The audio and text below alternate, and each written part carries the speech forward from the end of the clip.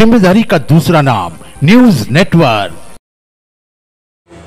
खाद की कमी से गुस्साए किसानों का गुस्सा दिन पे दिन बढ़ता जा रहा है। सोमवार को भी अल सुबह से ही खाद के लिए मंडी पर लगे रहे किसान, पर नहीं मिला उन्हें ना खाद और ना ही टोकन। आपको बताते चले, नर्मदापुरम जिले के सिवनी मालवा तहसील में गुस्साए किसान तहसील कार्यालय पहुंचे। पुलिस ने के घेरे में परेशानी पूछने पर एसडीएम को चेतावनी देकर चले गए। किसान सिवनी मालवा में सोमवार को यूरिया की खाद की कमी से परेशान सैकड़ों किसान तहसील कार्यालय पहुंच गए। किसानों ने बताया कि वह सुबह से ही मंडी में थे, जहां पर उन्होंने बताया कि खाद खत्म हो गई है, लेकिन टोकन भी नहीं दिए जा रहे हैं। इसके बाद सभी किसान एसडीएम कार्यालय के बाहर एकत्रित हो गए।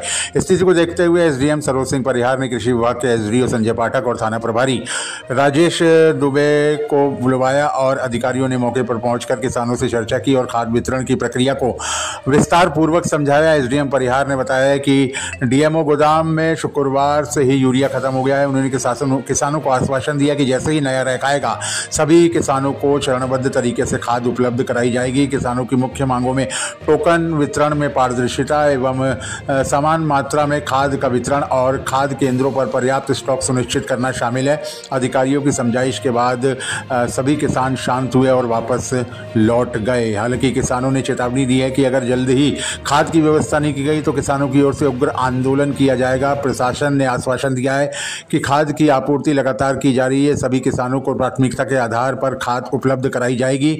साथ ही वितरण व्यवस्था पर कड़ी निगरानी भी रखी जा रही है। शुभम शर्मा की रिपोर्ट।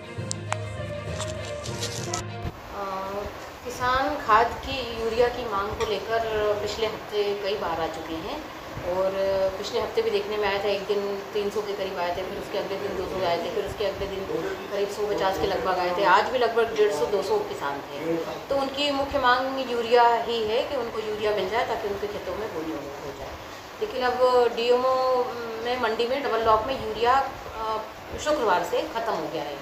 हमने 7 तारीख को, जो पिछली 7 तारीख को 1500 टोकन बांटे थे, उसमें कल 1075 तक 876 से 1075 तक का नंबर था। तो उसमें भी 79 लोग बचे रह गए हैं। कुछ यूरिया ख़त्म हो गया है। उसी को लेकर हमने समझाइश दी किसानों को कि जैसे ही आएगा, हमने ऊपर जिले में भी बात की है, तो उन्होंने आश्वासन दिया है कि बुधवार तक चंबल में रेक लगने वाली है, तो बुधवार तक आने की संभावना है।